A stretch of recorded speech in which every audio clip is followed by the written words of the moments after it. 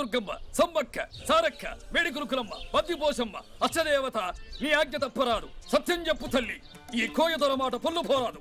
అమ్మవారి చెయ్యేది పేరు దుర్గమ్మ. కడుపులో కుట్ర కుమారం లేనిదానివి. అన్నానికి అన్నపూర్ణ, దానానికి లేడీకర్ణ.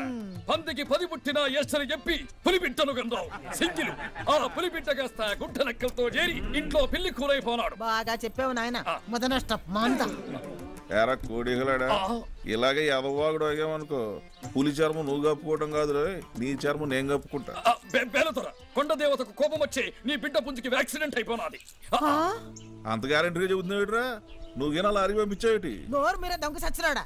ఆడి మాటలకేం గాని కొండ దేవత కోపం ఎందుకు వచ్చింది దొరబాబు? యాక్సిడెంట్ కి కళ్యాణానికి లింక్ ఉండదు తల్లి. ఈ పెళ్లి జరిగితే పుంజు పంచాదెంప తింటది. కాదు కూడదు అనుకుని పుంజుకు పెట్టకి లింక్ ఎట్టారనుకోండి, ఇంట్లో పెద్ద ప్రాణానికి గండం ఉండదు. హౌస్ లో డెత్, రక్తం కక్కుని చేస్తారు తల్లి.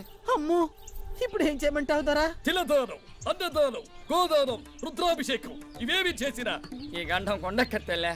మరెలా? భయపడకు తెల్లే, పుంజుది రఘురాముడి అంశ. 14 సంవత్సరాలు కళ్యాణం వాయిదా వేస్తాం. 14 సంవత్సరాల 14 years old. ఇవన్నీ కొండ దేవతే చెప్పిందా? కుర్రో గుర్రు అమ్మవారు చెవిలో చెప్పారు, మేము నోటితో చెప్పాము. దేని ప్రకారం చెప్పింది? దేని ప్రకారం చెప్పడం ఏంటి పోతా? హస్త సాముద్రికమా, జన్మ నక్షత్రమా, ముఖ నక్షత్రమా? ఇవన్నీ తెలుసా మీకు? దాని బాబు కూడా నాకు తెలుసు. మరి నీకేం తెలుసు? పద్యాలు తెలుసు. ఏది పాడు చూద్దాం. జెండాపై కపిరాజు, జెండాపై కపిరాజు. గుర్తుపట్టేశాం కదా. నాటకాలు సచ్చివాడా, నాటకరా నీ వేషాలు.